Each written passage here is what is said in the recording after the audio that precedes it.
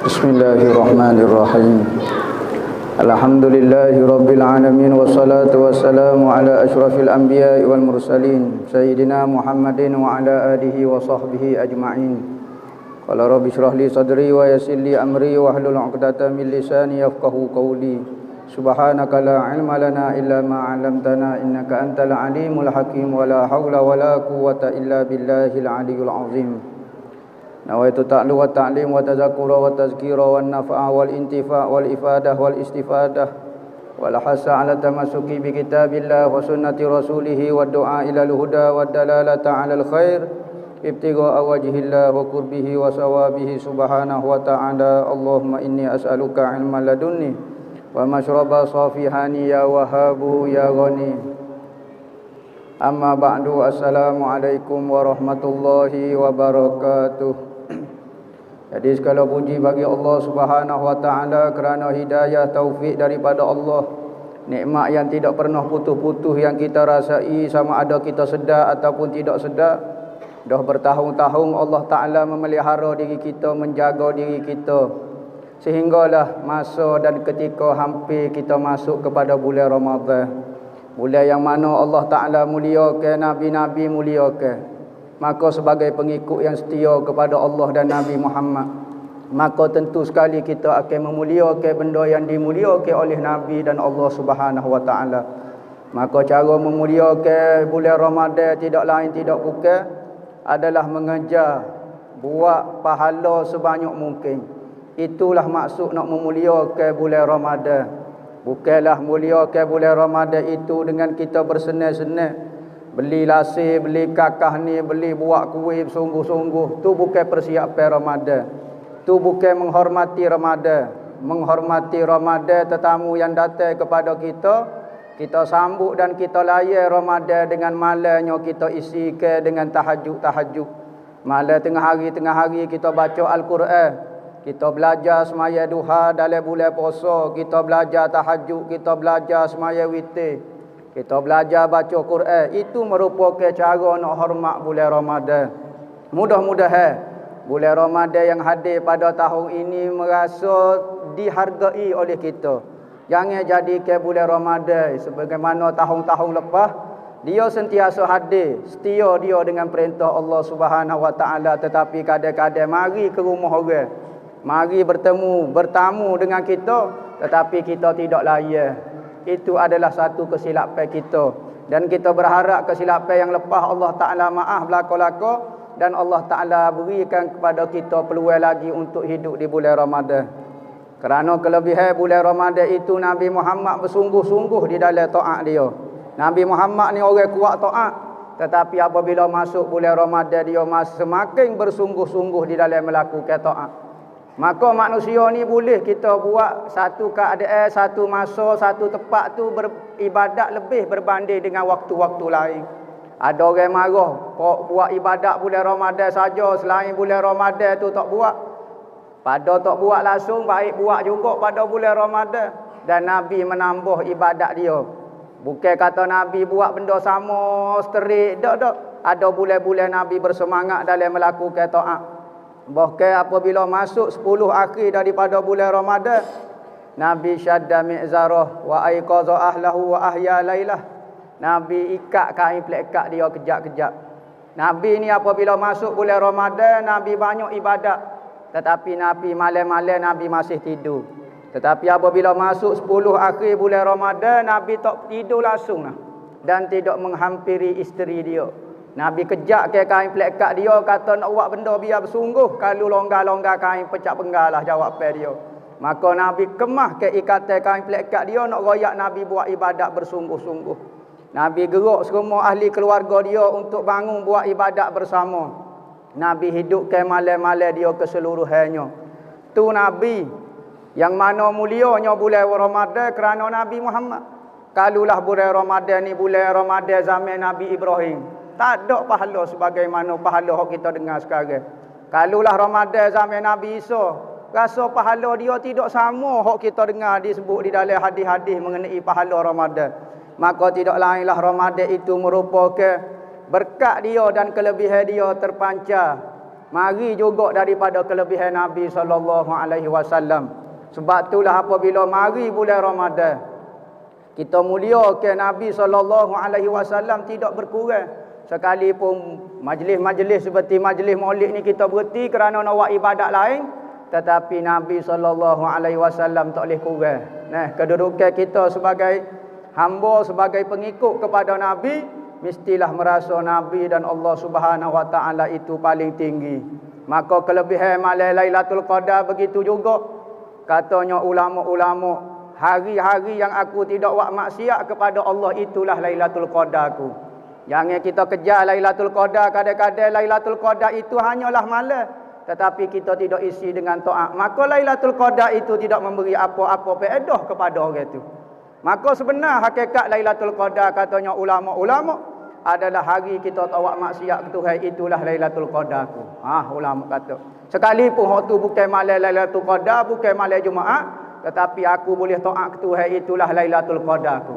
Kerana kalau malam Lailatul Qadar pun kita tidak buat taat, buat gapo, maka Lailatul Qadar tidak memberi apa-apa faedah kepada orang itu.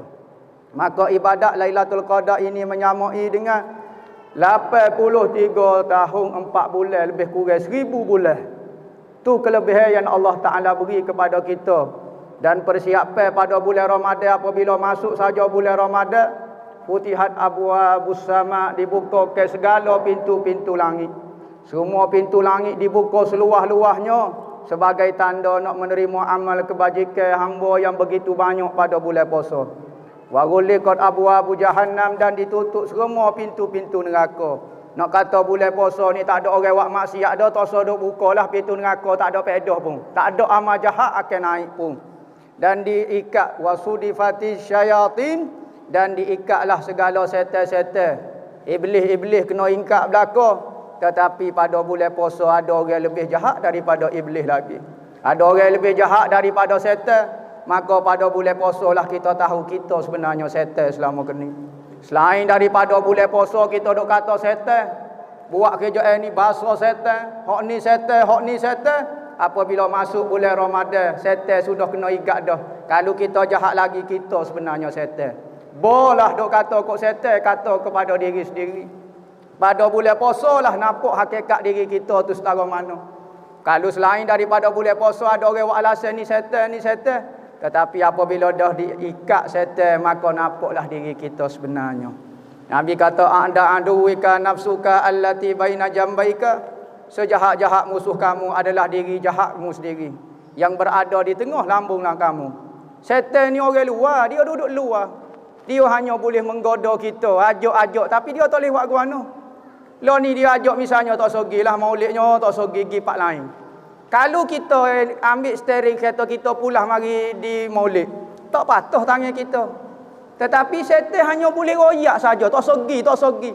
Ya kita tak pergi sungguh bedoh apa? Salah halik kita sebenarnya.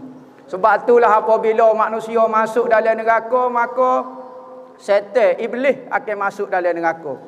Apabila masuk saja iblis dalam neraka, supaya artis dia. Supaya kepok. Orang pakat royak, orang pakat kenal belaka, hak ni lah setan selama keni bahasa kakah jahat, pakat duk supuh kepada setan belaka. Maka Allah Ta'ala beri satu mimbar kepada setan nak ceramah sesek neraka belaka dengar. Maka dengarlah ahli neraka hak duk marah kok setan jahat, setan gini, maka setan pun, iblis pun akan bercakap. Dia kata, wahai ahli neraka, mudok kata aku jahat, aku tak buat gapo dia kamu. Aku hanya menghasut, menggoda saja. Tetapi hok buat mung sebenarnya. Kadang-kadang tanya aku kena igat pun kata aku lagi. Boleh-boleh puasa aku tak ada dah, tiba-tiba mu kata kat aku lagi. Sebenarnya dirimu jahat, mu dok kata kat aku jahat. Senyap habis ahli neraka. Baru dia sedar selama keni dia jahat bukan setan. Setan tu buat kerja dia dah. Moga dia ada kebaikan dengan kejahatan. Ya bukan kejahatan tu jahat, hak tu memang spesies dia lagu tu dah. Kita hak jadi jahat tu kerana kita pilih dia. Wa hadainahun najdain, Allah Taala beri hidayah kepada hati ti dua jalan. Benda baik qad aflaha man zakkaha wa qad khaba man dassaha. Kebaikan itu apabila kita bersihkan hati dengan melakukan taat. Dan jahatlah celakalah orang yang mengotori hati dia dengan memilih kejahatan. Maka kita berharap bulan puasa pada tahun ni dapat kita menambah ke amal ibadat kepada Allah. Dan kita nak tahu amal ini amal ibadat kau tidak, pahala payah kita nak royak. Pahala gini, tak ada orang nampak lagi pahala. Pahala mari molek, pahala goni, orang tak tahu lagi. Maka lagu mana kita nak tahu pahala ni gapo? Setiap benda yang kita rasa dekat dengan Tuhan tu pahala. Setiap benda yang kalau kita buat kita rasa dekat dengan Tuhan, hak tu kita serah sungguh. Kita serah, maka hak tu tak sudut tanya orang, benda tu pahala. Tapi kalau setiap benda kita rasa jauh dengan Tuhan, hak tu tentu dosa dah. Tak payah tanya orang, tak payah tanya. Kalau kita sebut pahala sekian-sekian, tak nampak pun. Tetapi kita ada benda, pahala ni kita boleh rasa. Iaitu setiap benda yang kita rasa dekat dengan Tuhan, rasa hampir dengan Nabi Muhammad, rasa hampir dengan Allah, maka benda itu kebaikan, tak payah tanya orang. Dan setiap benda yang menjauhkan kita daripada Allah, menjauhkan kita daripada Nabi Muhammad, benda itu jahat. Sekalipun rupa nampak dalam taat, tetapi benda tu jahat. Sekalipun benda tu nampak macam biasa, macam gapo, tetapi benda tu taat kalau menghampirkan kita diri kepada Allah Subhanahu Wa Taala. Jadi mudah-mudahan masuknya bulan puasa sehari dua lagi, kita berdoa dengan Allah Subhanahu Wa Taala supaya beri lagi peluang kepada kita. Sekalipun peluang dulu kita minta gini juga tapi kita abaikan, kita berharap, kita berazam mudah-mudahan puasa pada bulan ni kita dapat hargai dan dapat kita muliakan. Kita berdoa juga kerana hadirin hok mari dalam majlis ni penuh dengan hajat. Dalam hati dia ada banyak permintaan dengan Allah. Maka dia mari di rumahmu, ya Allah ya Tuhanku, mari nak minta benda, ya Allah ya Tuhanku.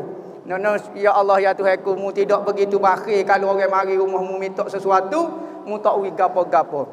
Jadi kita berharap di rumah Allah Subhanahu Wa Taala ni supaya Allah Taala turun rahmat kepada kita umat Nabi sallallahu alaihi wasallam. Allah Taala sebarkan hidayah hidayah Nabi sallallahu alaihi wasallam. Allah Taala ui kekuatan, akak segala penyakit, hindarkan daripada sebagai penyakit, sembuh ke orang hok sakit-sakit. Allah Ta'ala kembalikan segala perancangan orang kafir kepada diri dia sendiri. Allah Ta'ala jaga, lihat dengan kasih sayang Allah Ta'ala kepada umat Nabi Muhammad. Lebih-lebih lagi pada bulan puasa. Mudah-mudahan bulan puasa ini dapat mengangkatkan segala bala-bala yang datang kepada kita. Mudah-mudahan dengan munajat wali-wali Allah Ta'ala, kekasih-kekasih Tuhan dapat mengangkat segala bala daripada kita. Dan kita juga masuk di bawah niat-niat mereka semua. Dan hamba tutuplah dengan wabillahi taufiq wal hidayah. Wassalamualaikum warahmatullahi wabarakatuh.